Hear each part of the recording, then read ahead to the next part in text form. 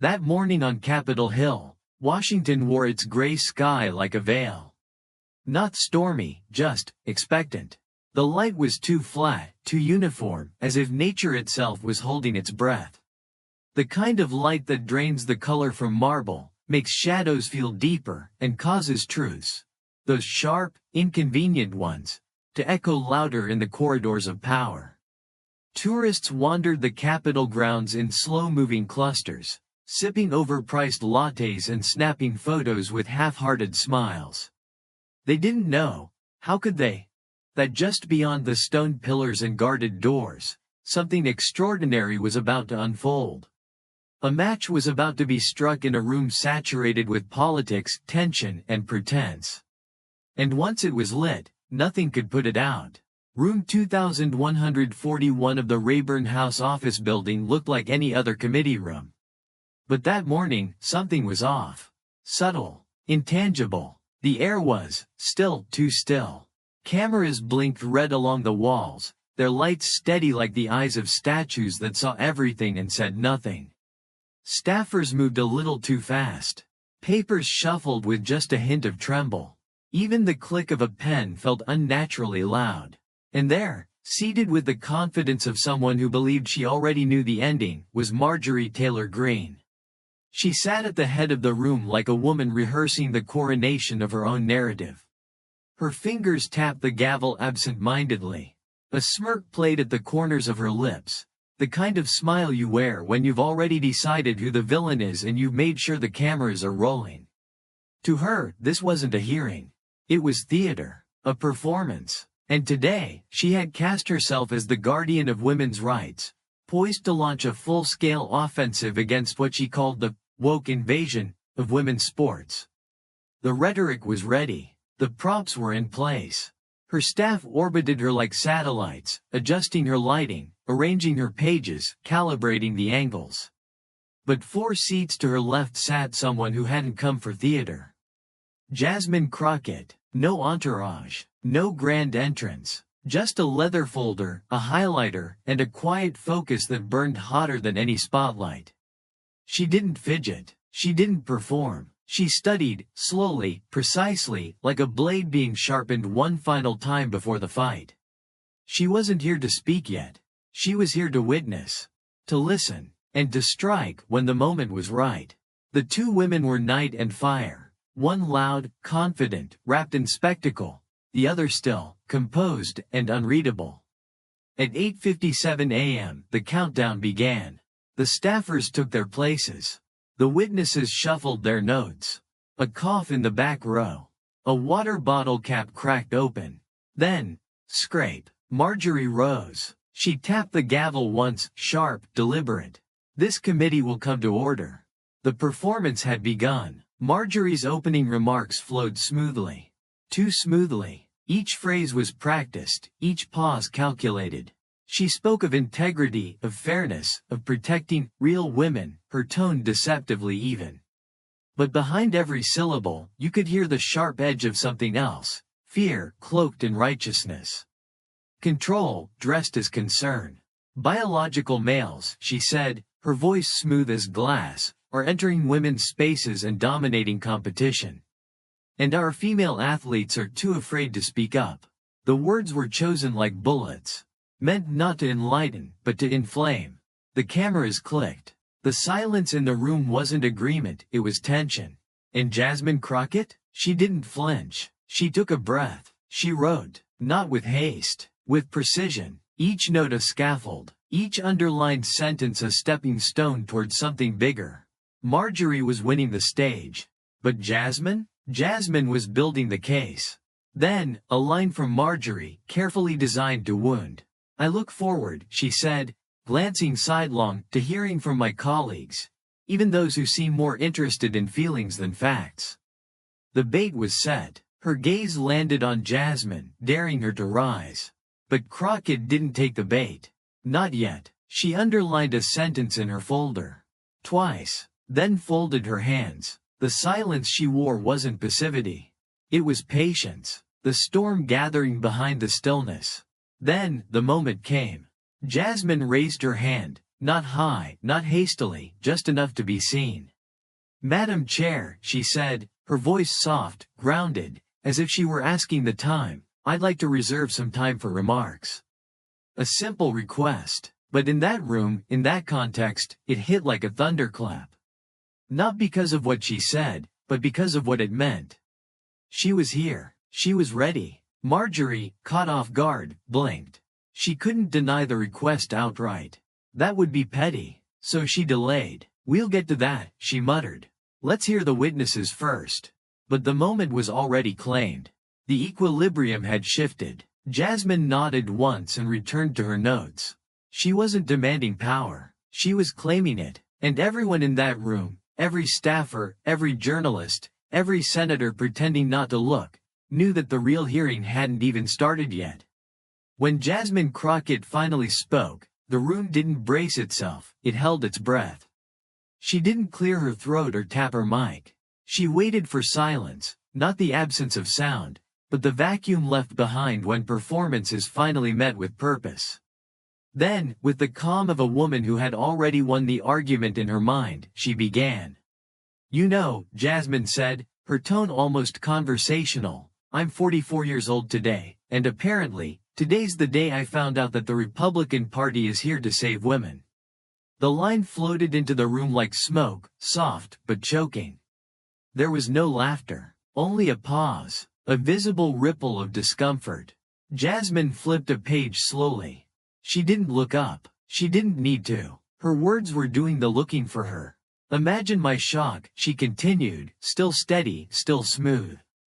"Decades of fighting for equal pay, reproductive autonomy, shelter for victims of abuse.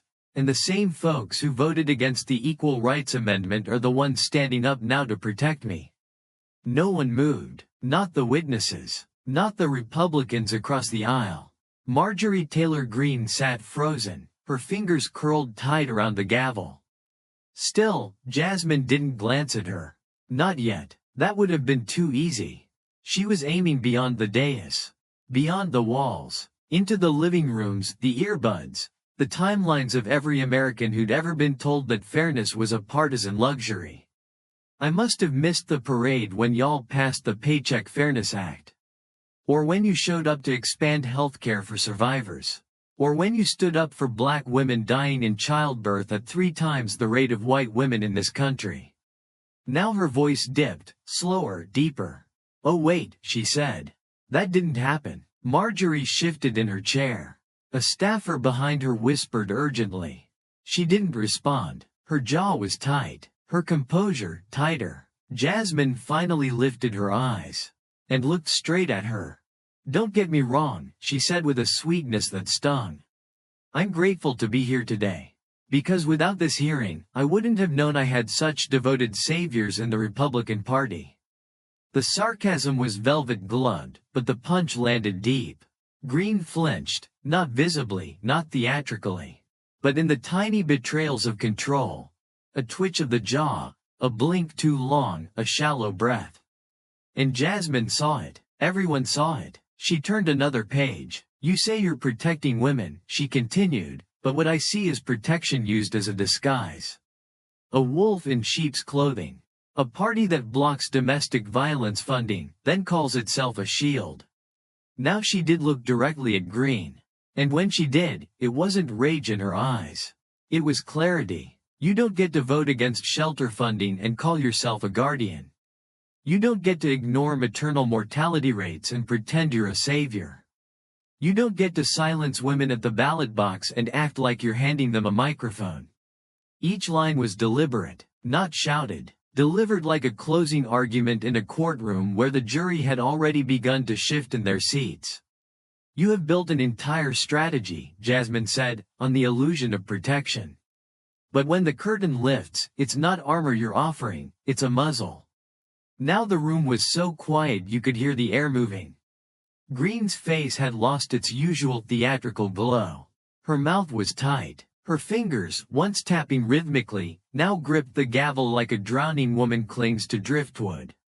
And Jasmine wasn't finished. "We're not fooled by costumes," she said. "Especially not the kind that look like saviors, but sound like control. Then she sat back, not triumphant, not smug, just still. And in that stillness, the chamber shook. Marjorie Taylor Greene slammed her gavel. Once, twice, 3 times, each strike louder than the last, not to regain control, but to mask the sound of it slipping away. She didn't speak immediately. She couldn't. Her mouth opened, closed. Her breath caught like a skipped beat. Finally, she leaned into the mic. "Your time is up," she said, voice rising half an octave too high. The sound cracked through the chamber. But Jasmine didn't flinch. She didn't even blink. Her reply came low, calm, devastating. "With all due respect," she said, "I've barely begun." The gavel struck again, desperate now, erratic. The sound no longer echoed authority. It echoed panic. Across the room, aides froze mid-type. A journalist raised his phone without thinking. Reporters glanced at one another, not for confirmation, but for comprehension. Did we just see that? Was that real? And Greene, Marjorie Taylor Greene, looked for help. But none came. The witnesses were silent. Her own colleagues avoided eye contact. The mask had slipped. The armor was cracked. And all the world could see what Jasmine had seen from the beginning. Power without control is just noise. "This isn't your stage," Jasmine said, not louder, but steadier. "It's the people's house." There was a tremor in the air, not of sound, but of meaning. Marjorie tried to speak. She couldn't. Her mouth formed shapes but no words came. She slammed the gavel again. Crack, crack, crack. But every strike only underscored what she no longer had. Authority, respect, control. And Jasmine? She didn't move. She didn't interrupt. She waited. And then, when the silence was thick enough to carry truth, she spoke again. "If you're afraid of what I have to say," she said, "keep banging that gavel. But it won't make the truth disappear." The room gasped, quietly, collectively. Because this was no longer about policy. It was about exposure. The gavel dropped again. Crack. Then Jasmine leaned in slightly. "This isn't a courtroom where you get to decide who deserves to speak." Greene's hands trembled now. Her voice, once so sharp, cracked at the edges. "I am the chair of this committee," she shouted. "And I said your time is up." Jasmine Crockett didn't react. She simply tilted her head. "No one's shouting from this side of the aisle," she said. A pause. Then, "What's out of order is a chairwoman who mistakes her podium for a pulpit." The final blow didn't land like a hammer. It landed like a revelation. Greene leaned forward, slamming the gavel so hard it bounced. Her lips trembled. Her hair clung to her cheek. She was unraveling. In real time. And Jasmine? Jasmine folded her hands and waited. Not for permission. For the verdict. Because it had already been read. Long before the cameras, the gavels, and the courtroom theatrics, Jasmine Crockett had already learned what silence could cost. She grew up in Beaumont, Texas, in a 2-bedroom house with faded siding and a porch swing that creaked like it carried secrets. Her mother, Denise, was a nurse who believed in healing even when medicine ran out. Her father, Calvin, taught high school civics and whispered history into the minds of kids who had never seen power used for them. Jasmine's childhood was loud in the way that love often is, full of laughter, chores, songs humming from kitchen radios, and stories told between sips of sweet tea. But it was also where she first saw the system fail. She was 12 the night it happened. Her mother came home late from a double shift, scrubs stained, shoes worn to the sole. Jasmine was setting the table, proud to show off her perfect spelling quiz. But Denise didn't smile that night. She sat down at the kitchen table and removed her shoes like she was peeling off the weight of the world. She was bleeding, Denise whispered. Jasmine froze. Barely 20. Alone. In pain. And the hospital turned her away. Said they couldn't help. Said policy didn't allow it. The girl had been 6 weeks pregnant. The pain had been sharp, unbearable. But the hospital, recently bought by a conservative religious nonprofit, had new rules. No abortion services under any circumstance, not even for medical emergencies. They sent her home with a pamphlet. By morning, she was dead. Denise didn't cry often, but that night she did. And Jasmine sat silently across from her, staring at the laminated surface of the kitchen table, wondering how a system could be so calm while someone bled to death in a dorm room bed. That night changed something. Jasmine began asking questions. Not small ones. Not safe ones. Why are the hospitals in our part of town always underfunded? Why do the textbooks skip over women like my mom? Why does the system only seem to work when you're already winning? Her teachers called her disruptive. Her pastor said she was too bold. But her parents, they just nodded. They knew the spark had caught. By the time Jasmine graduated law school, she had learned the system's language, not to join it, but to speak against it in its own tongue. She didn't take the high-paying firm job. She walked into overstuffed legal aid centers and women's shelters. She sat across from mothers who had lost their children to paperwork. She fought for teens who were charged like adults for crimes their white classmates laughed off with warnings. She showed up, not because it was glamorous, but because no one else did. She once represented a grandmother who'd been illegally evicted.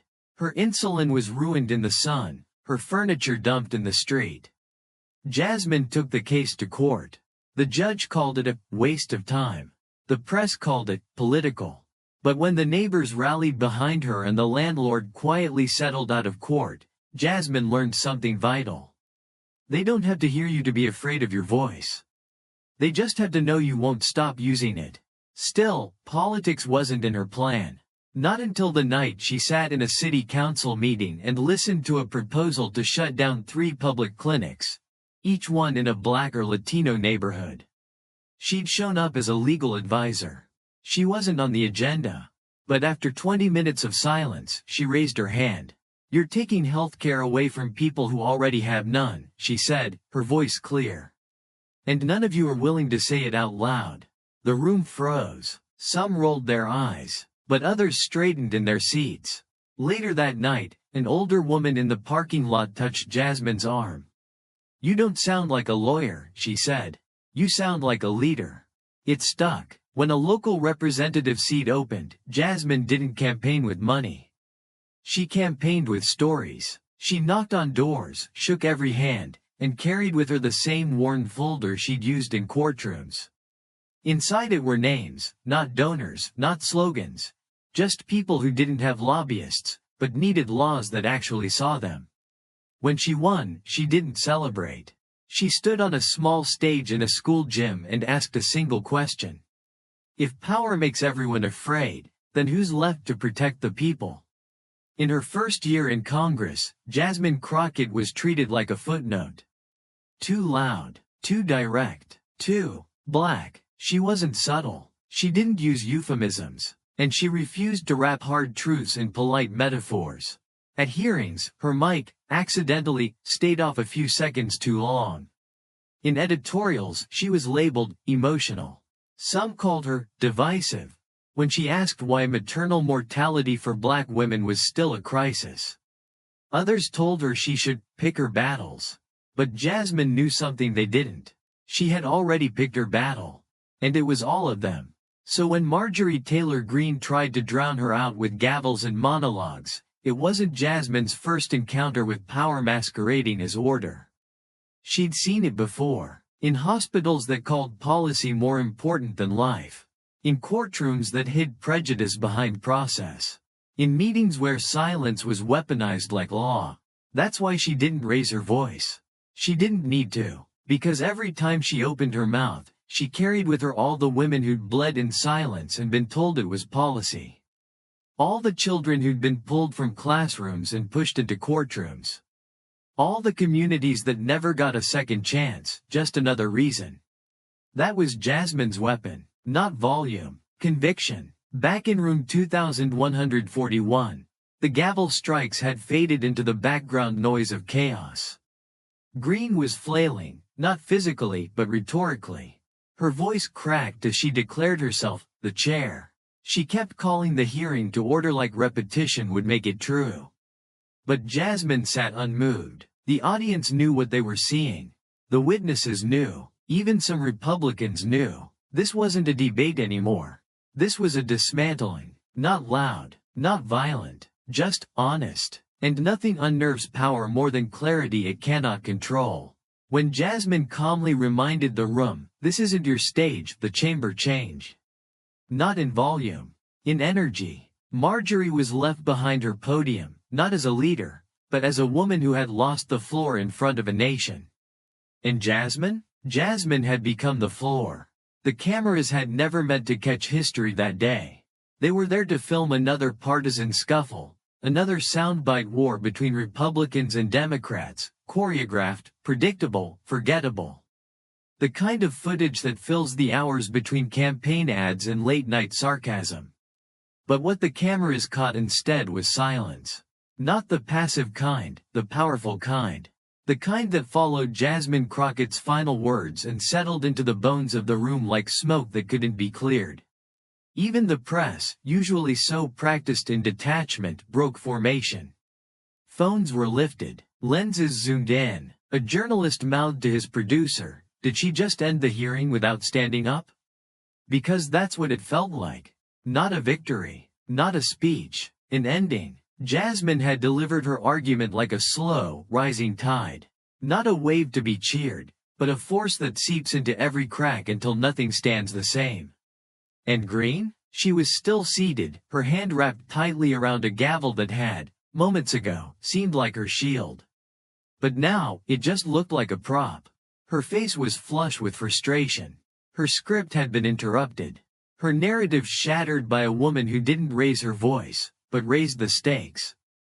The rest of the hearing continued.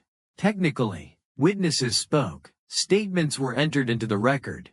Marjorie tried to regain footing, turning her talking points into questions, leaning into allies on the panel who read from papers with trembling hands. But no one was really listening anymore. Because something had cracked, not in volume, not even in decorum, in illusion. And once illusion breaks, truth floods in like light through a broken pane. Even Greene's staff noticed it. They typed faster, whispered tighter. One of them checked Twitter during a lull in the testimony and froze. The clip was already live. Millions of views. A simple caption. She didn't raise her voice. She raised the room. By the next recess, the press was calling it a watershed. Not because it was loud, but because it was undeniable. In the hours and days that followed, Marjorie Taylor Greene did what power always does when exposed. She fought the footage, not the facts. She held a press conference outside the Capitol, flanked by flags and visibly irritated aides. Her voice clipped, her expression tense. "What happened in that hearing was a disgraceful leftist ambush," she said, eyes narrowing at the cameras. She didn't say Jasmine's name until the 4th minute. And even then, it was couched in deflection. Jasmine Crockett doesn't care about women. She cares about attention. But the truth had already metastasized. Clips of Crockett's poised delivery, calm, clear, unyielding, flooded TikTok, Instagram, YouTube shorts. The line, "This isn't your stage. It's the people's house," became a meme, a t-shirt, a mantra. She didn't tweet about it. She didn't do press. She didn't need to. Her silence was louder than Marjorie's rage. While Greene flailed to recast the narrative, Jasmine went quiet. Strategically, powerfully, letting the footage speak, letting the people decide. 2 days after the hearing, a handwritten letter arrived at Jasmine's office. The return address was from Detroit. Inside was a single page. "Dear Congresswoman Crockett, I'm 14. People say I'm too angry when I speak up. That I'm too loud. That I'm too black. I saw what you did. How do you speak the truth without being hated? Maya R." Jasmine sat alone when she read it. The office was quiet, the Capitol lights dimming as dusk slid down its marble walls. She didn't cry. She wrote back, "Dear Maya, some people will hate you for speaking the truth. Not because you're wrong, but because they weren't ready to hear it. Speak anyway. Speak with grace, but never with fear. You're not too loud. The world has just been too quiet. Love, Jasmine." She folded the letter slowly, sealed it, placed it beside her notes. And for the first time since the hearing, she allowed herself a small smile. Because she hadn't spoken for applause. She had spoken for Maya. In the days that followed, something began to shift, not just online, but in living rooms, classrooms, town halls. Clips of Jasmine's calm dismantling of the committee hearing were being played in high school government classes. College students organized forums titled, "We Speak Truth." Churches referenced her words in sermons. A small nonprofit in Ohio rebranded itself the People's House Collective, using her quote as a mission. Even some Republicans, off the record, admitted she had flipped the room. What had started as a hearing about women's sports had transformed into a referendum on power, performance, and purpose. People were no longer applauding volume. They were listening to clarity. And Jasmine Crockett had become the voice of that clarity. Not a flame to burn everything down. A fire to keep the rest of us warm. Weeks later, Jasmine returned to her district. No speeches, no cameras, just a visit to a food bank. A walk through a school hallway where she read aloud to fourth graders. A quiet stop at her mother's grave. She knelt there for a long time. The wind moved slowly. She touched the stone and whispered, "You told me to speak for the ones who couldn't. I did, and I'm not done." Behind her, no crowds gathered. But across the country, millions of people still watched that hearing clip, not because it was dramatic, but because it was right. Political commentators didn't know what to call it. Some dubbed it the Crockett moment. Others tried to downplay it as optics. But what Jasmine had done wasn't about a moment. It was a movement, one built not on spectacle but substance.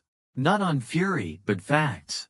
And most importantly, it wasn't over. Because that clip would be replayed for years.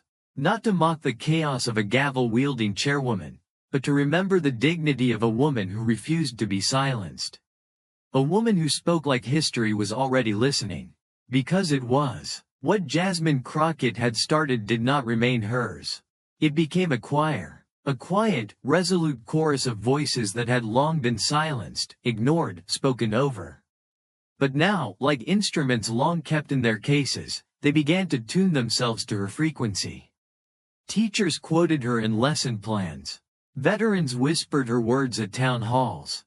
Mothers printed her quote, "This isn't your stage. It's the people's house," and pinned them to church bulletin boards. At a protest in Atlanta, a teenage girl held up a cardboard sign with Jasmine's face drawn in thick marker, surrounded by the words, "Truth doesn't shout. It just stands there, steady." It wasn't a slogan. It was a shift. The kind you don't see until it's already all around you. Even Marjorie Taylor Greene felt it. Though she wouldn't say it aloud, wouldn't admit it in any staff meeting or memo, the truth was undeniable. She had lost the room. And worse, she had lost the audience. In the weeks following the hearing, Greene's office became a bunker. Closed-door meetings. Rapid response memos, damage control. One staffer, barely 25 and still green enough to believe in the structure, whispered during a late-night huddle. She flipped the narrative. "We look like the ones who broke." Another aide pulled up overnight polling numbers, approval ratings slipping not just nationally, but within key districts. Donors weren't responding to calls. The media team stopped answering press requests altogether. She just stood there, Greene muttered to no one in particular, pacing her office.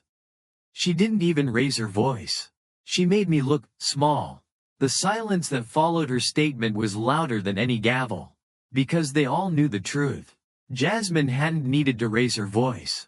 She had let the gavel speak for her, every desperate slam only proving her point more clearly. Power doesn't shout when it's certain.